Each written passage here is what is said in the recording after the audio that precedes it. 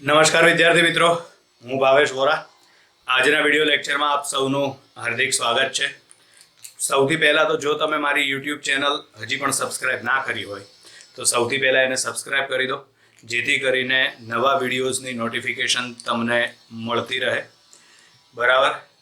આ પરિસ્થિતિમાં બધા બહુ જ મહેનત કરતા હશે, બરાબર, એવું માનીને આપણે ચાલીએ છીએ અને મહેનત કરવી પણ પડશે. જો મહેનતમાં થોડાક પણ કચાશ રાખી, થોડુંક પણ પાછળ રહી ગયા, બરાબર, તો આ સાયન્સ છે, પછી બધી મહેનત ભેગી થશે નહીં.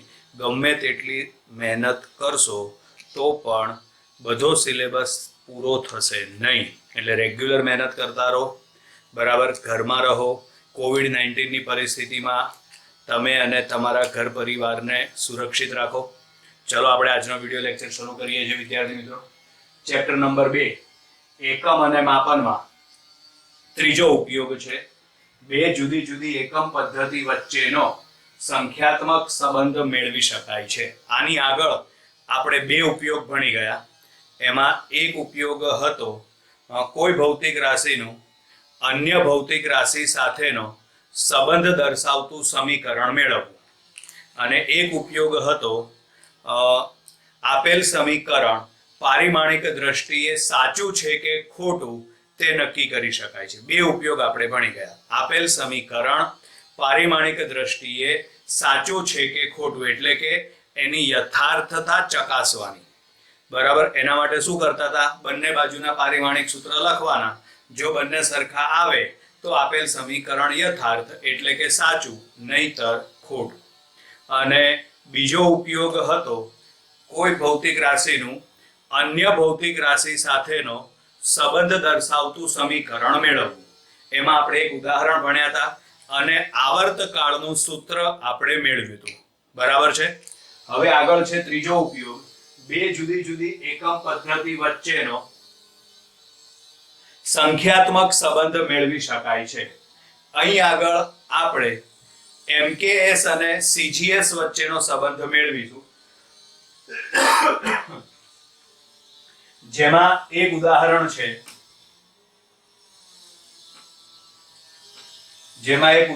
આપણે સાબિત કરીશું 1 ન્યૂટન બરાબર 10⁵ ડાઇન, બરાબર. 1 ન્યૂટન બરાબર 10⁵ ડાઇન. ધ્યાન રાખજો, ડાયણ નહીં, બરાબર. 1 ન્યૂટન બરાબર 10⁵ ડાઇન, બરાબર. આમાં ન્યૂટન છે ને એ MKS પદ્ધતિનો એકમ છે, જ્યારે ડાઇન છે એ CGS પદ્ધતિનો એકમ છે, બરાબર. ન્યૂટન એ MKS પદ્ધતિનો એકમ છે, જ્યારે ડાઇન એ CGS પદ્ધતિનો એકમ છે. પણ કઈ ભૌતિક રાશિનો? તો આપણને ખબર છે કે ન્યૂટન એ કઈ ભૌતિક રાશિનો એકમ આવશે? તો કે બળનો. એટલે સૌથી પહેલા આમાં લખવાનું થશે બળનો MKS એકમ, ન્યૂટન એટલે કેપિટલ N, અને CGS એકમ ડાઇન. MKS એકમ ન્યૂટન અને CGS એકમ ડાઇન, એટલે એને લખાશે dy એની છે. પછી બળનું પારિમાણિક સૂત્ર યાદ રાખવાનું કીધું હતું તમને. આપણે જેટલી વખત ચલાવ્યું એમાં કીધું હતું GM એટલે ગોખી મારો, બરાબર. તો બળનું પારિમાણિક સૂત્ર, આમાં બળનું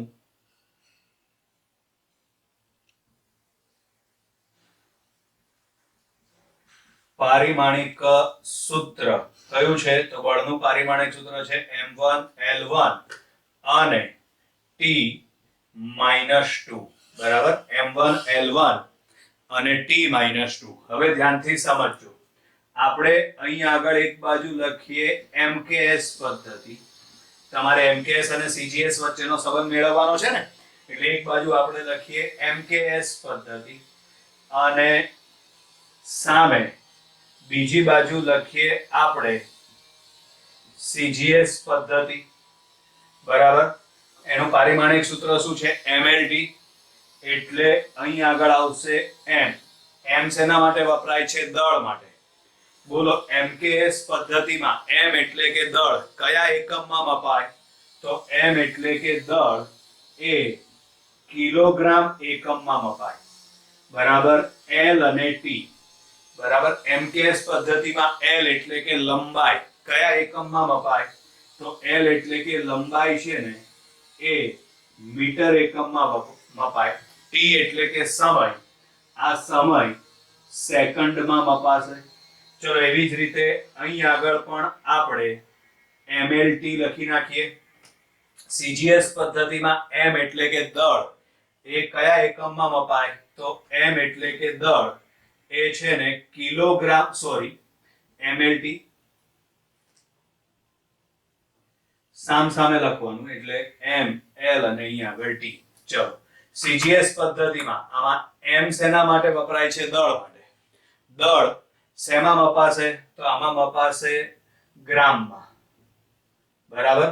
તો હવે સમજો, આ કિલોગ્રામ છે, અહીં ગ્રામ છે. બરાબર. 1 કિલોગ્રામના કેટલા ગ્રામ થાય?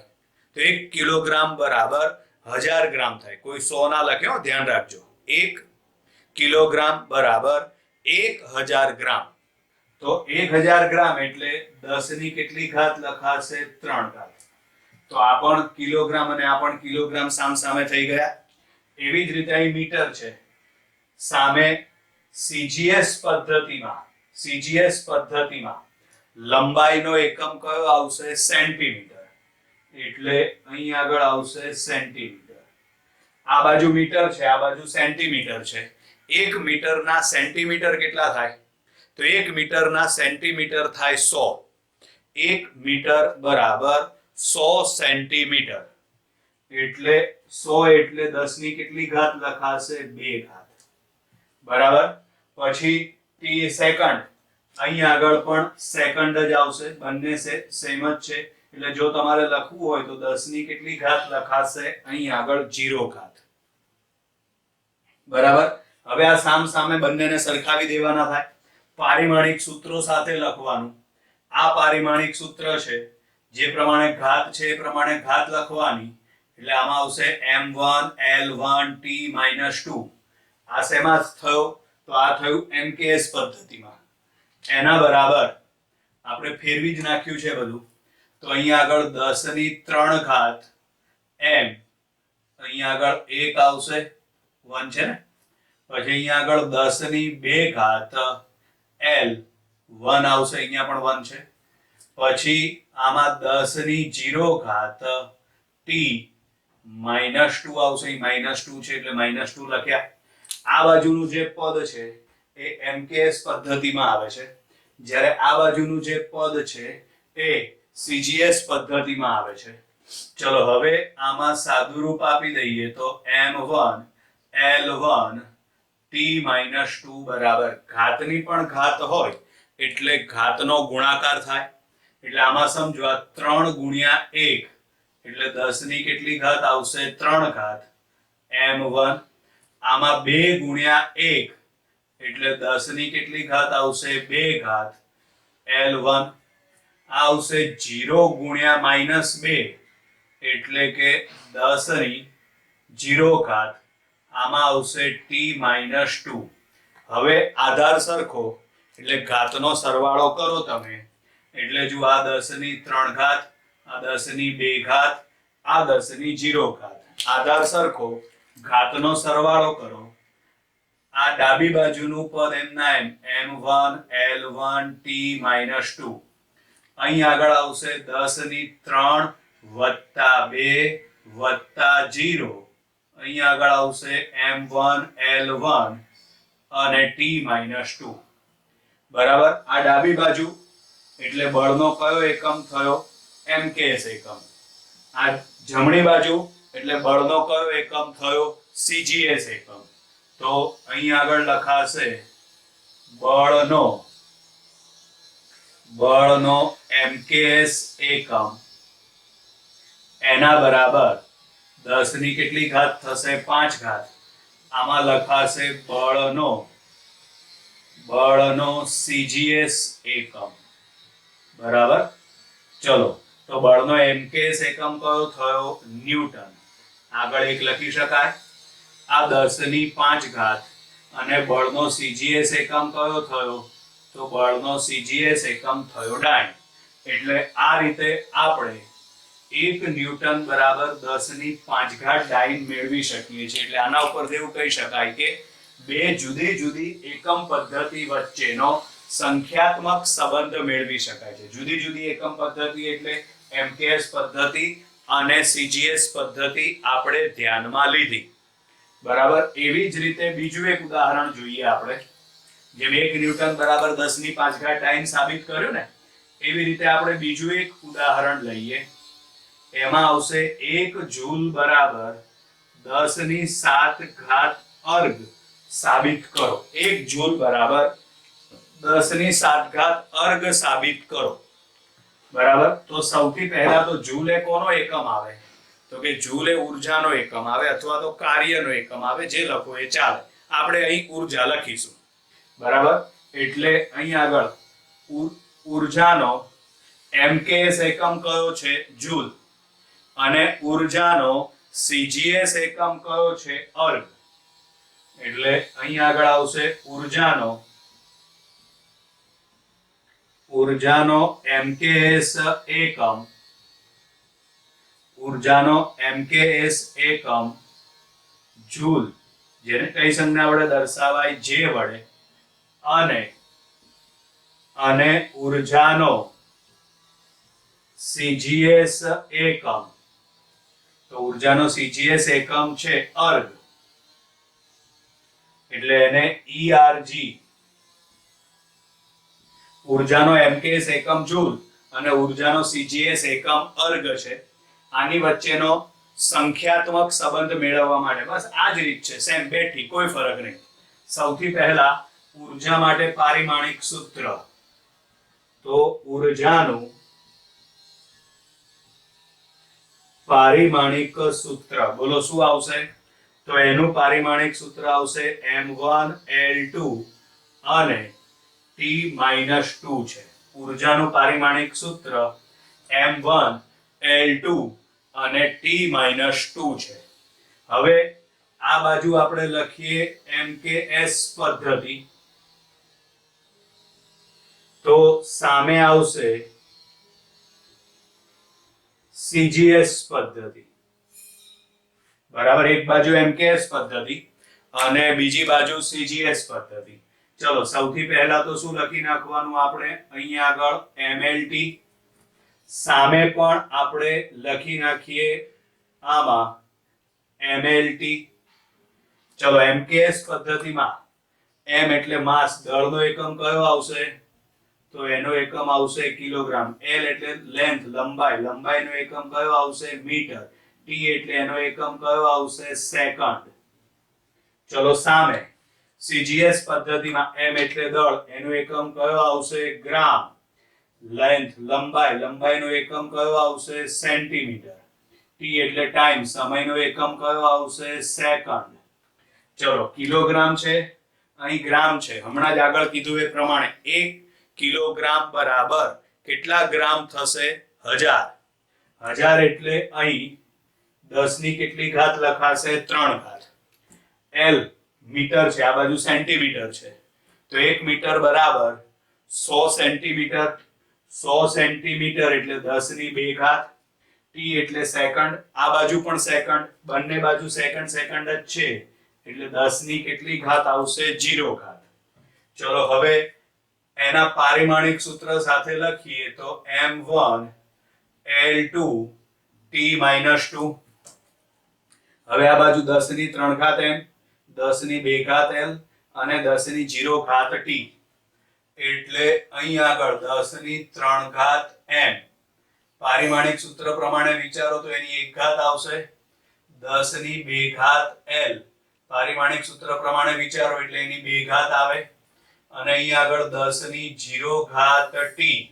પારિમાણિક સૂત્ર પ્રમાણે વિચારો એટલે એની -2 ઘાત આવશે. ચલો હવે સાદું રૂપ આપીએ આમાં. તો અહીં આગળ આવશે m1l2 T-2 બરાબર સાદુરૂપ આપવા માટે ઘાતની પણ ઘાત હોય એટલે ઘાતનો ગુણાકાર થશે, માટે અહીં આગળ 10 ની 3 ઘાત એની 1 ઘાત એટલે 10 ની 3 ઘાત m1, 10 ની 2 ઘાત એની 2 ઘાત ગુણાકાર કરો એટલે 10 ની 4 ઘાત l2, 10 ની 0 ઘાત એની -2 ઘાત એટલે 10 ની 0 ઘાત t-2. ચલો હવે આમાં m1 l2 t-2 બરાબર આધાર સરખો એટલે ઘાતનો સરવાળો, જેમ કે આમાં 10 ની 3 ઘાત, આ 10 ની 4 ઘાત, આ 10 ની 0 ઘાત, આધાર સરખો છે, ઘાતનો સરવાળો કરો એટલે 10 ની 3 + 4 + 0. અહીં આગળ લખીએ આપણે m1 l2 અને t-2. તો માટે હવે સમજો આ m1 l2 t-2 એ કઈ પદ્ધતિ છે? MKS પદ્ધતિ છે. તો અહીં આગળ લખાશે ઊર્જાનો કયો એકમ આવશે?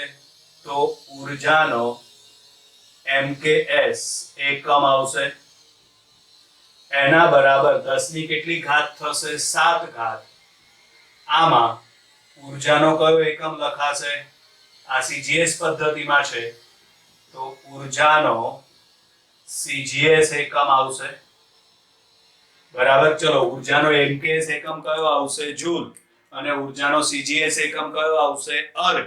તો આના ઉપરથી આપણે લખી શકીએ 1 જૂલ બરાબર 10 ની 7 ઘાત અર્ગ. 1 જૂલ બરાબર 10 ની 7 ઘાત અર્ગ. આ રીતે આપણે બે જુદી જુદી એકમ પદ્ધતિઓ વચ્ચેનો સંખ્યાત્મક સંબંધ મેળવી શકીએ છીએ. અને હવે ચેપ્ટર નંબર 2 માં સૌથી છેલ્લો ટોપિક છે પારિમાણિક વિશ્લેષણની મર્યાદા. બરાબર.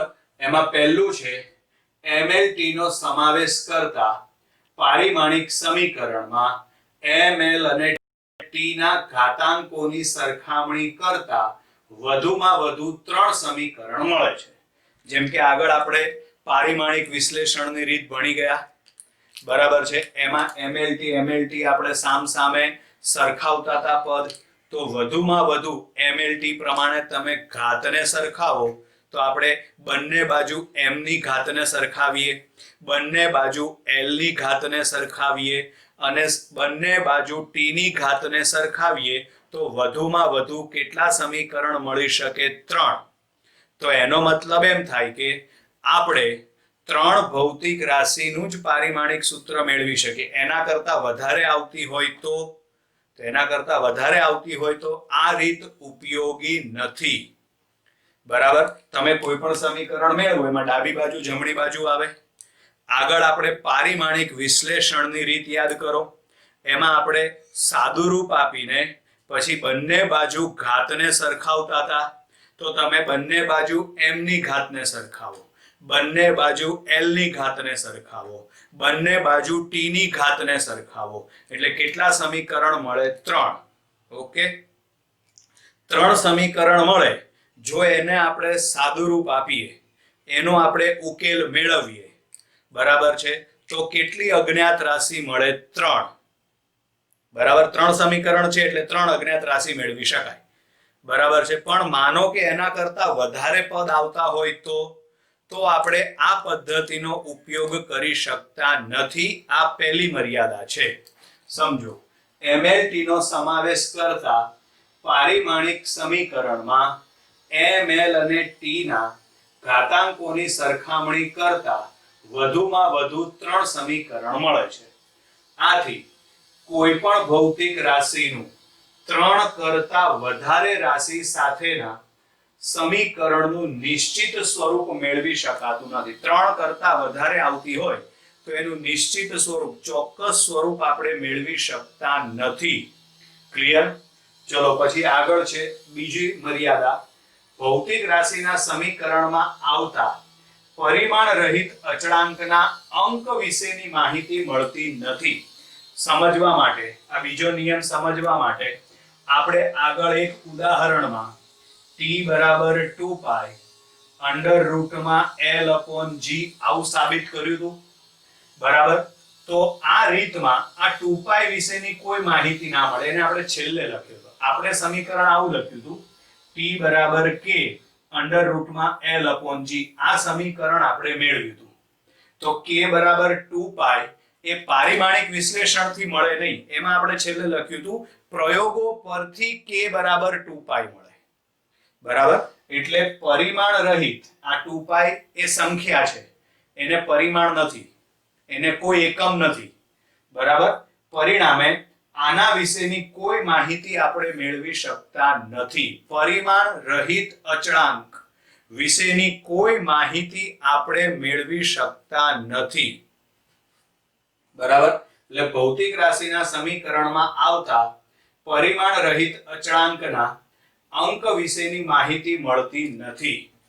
ચર ઘાતાંકીય પદ અને ત્રિકોણમિતીય વિધેય. ત્રિકોણમિતીય વિધેય કેટલા? તો કે 6. બરાબર, કયા? sin, cos, tan, cot, sec અને cosec. બરાબર, આ 6. અને ચર ઘાતાંકીય વિધેય કયા? તો ચર ઘાતાંકીય વિધેય એટલે e ની ઘાત, e⁻x આવશે. બરાબર, આવા સમીકરણો આપણે આવશે આગળ ભણવાના, e ની ઘાતમાં પદ હોય. બરાબર, આધારિત સમીકરણ મેળવી શકાતા નથી, કારણ કે આના વિશેની કોઈ માહિતી પારિમાણિક વિશ્લેષણમાં મળે નહીં. પછી ચોથું છે, જો સમીકરણમાં આવતો સમપ્રમાણતાનો અચળાંક પરિમાણ રહિત ન હોય તો આ પદ્ધતિ ઉપયોગી નથી. એટલે આપણે સમીકરણમાં આવતો જે સમપ્રમાણતાનો અચળાંક છે ને, બરાબર, એ પરિમાણ રહિત હોવો જોઈએ, તો જ આપણે આ પદ્ધતિનો ઉપયોગ કરી શકીએ. જો સમપ્રમાણતાનો અચળાંક પરિમાણ રહિત ન હોય તો આ પદ્ધતિ ઉપયોગી નથી. સમીકરણમાં આવતો સમપ્રમાણતાનો અચળાંક, જેમ કે આમાં આ k સમપ્રમાણતાનો અચળાંક છે. જ્યારે આ દાખલો ચલાવ્યો ને ત્યારે મેં લખેલું હતું કે પરિમાણ રહિત અચળાંક છે, તો જ આપણે આ પદ્ધતિ લાગુ પાડી શકીએ. બરાબર, પણ જો આને પરિમાણ હોત તો આ પદ્ધતિ લાગુ પડે નહીં. બરાબર, એટલે સમીકરણમાં આવતો સમપ્રમાણતાનો અચળાંક પરિમાણ રહિત ન હોય તો આ પદ્ધતિ ઉપયોગી નથી. બરાબર, એટલે ભૌતિક રાશિ પારિમાણિક વિશ્લેષણની મર્યાદા ટોટલ કેટલી છે? 4. એમાં પહેલી મર્યાદા છે MLT નો સમાવેશ કરતા પારિમાણિક સમીકરણમાં ML અને T ના ઘાતાંકોની સરખામણી કરતા વધુમાં વધુ કેટલા સમીકરણ મળે છે? 3. આથી કોઈ પણ ભૌતિક રાશિનું 3 કરતા વધારે રાશિ સાથેના સમીકરણનું નિશ્ચિત સ્વરૂપ મેળવી શકાતું નથી. ચોક્કસ સ્વરૂપ આપણને મળે નહીં. બરાબર, 3 કરતા વધારે અજ્ઞાત રાશિ હોય તો. પછી બીજું છે, ભૌતિક રાશિના સમીકરણમાં આવતા પરિમાણ રહિત અચળાંકના અંક વિશે કોઈ માહિતી મળતી નથી. આના વિશેની કોઈ માહિતી આપણે મેળવી શકતા નથી. બરાબર, તમે મેળવો એ આ મળે, પણ કે પદ કયું છે એની કોઈ માહિતી મળે નહીં. ચર ઘાતાંકીય અને ત્રિકોણમિતીય વિધેય પર આધારિત સમીકરણ મેળવી શકાતા નથી. ત્રિકોણમિતીય વિધેય આ બધા, અને ચર ઘાતાંકીય એટલે e વાળા પદ આવશે. સમીકરણો પણ આપણે આવશે e⁻x આવા પદ હોય એ ચર ઘાતાંકીય વિધેય કહેવાય. એના ઉપર આધારિત સમીકરણ મેળવી શકાતા નથી. ચોથું છે, જો સમીકરણમાં આવતો સમપ્રમાણતાનો અચળાંક પરિમાણ રહિત ન હોય તો આ પદ્ધતિ ઉપયોગી નથી. એટલે કે ટૂંકમાં સમપ્રમાણતાનો અચળાંક પરિમાણ રહિત જ હોવો જોઈએ, તો જ આ પદ્ધતિ લાગુ પાડી શકાય છે. એટલે જ જ્યારે આપણે આ સમીકરણ મેળવ્યું ત્યારે k બરાબર શું લખ્યું હતું આપણે? પરિમાણ રહિત અચળાંક, એવું આપણે લખ્યું હતું. બરાબર, એટલે અહીં આગળ આપણે ચેપ્ટર નંબર 2 ની બધી જ થિયરી પૂરી થઈ. બરાબર, ઉદાહરણના દાખલાઓ સાથે પૂરું થયું. હવે આગળના વિડિયો લેક્ચર થી આપણે સ્વાધ્યાયના દાખલા કરવાના છે વિદ્યાર્થી મિત્રો, એટલે ધ્યાનથી બરાબર દાખલાઓ બધા ગણીને તમારે તૈયાર કરવાના રહેશે. બરાબર, એટલે હવે આવતા વિડિયો લેક્ચરમાં દાખલા માટે થઈ જાવ તૈયાર. Bye bye.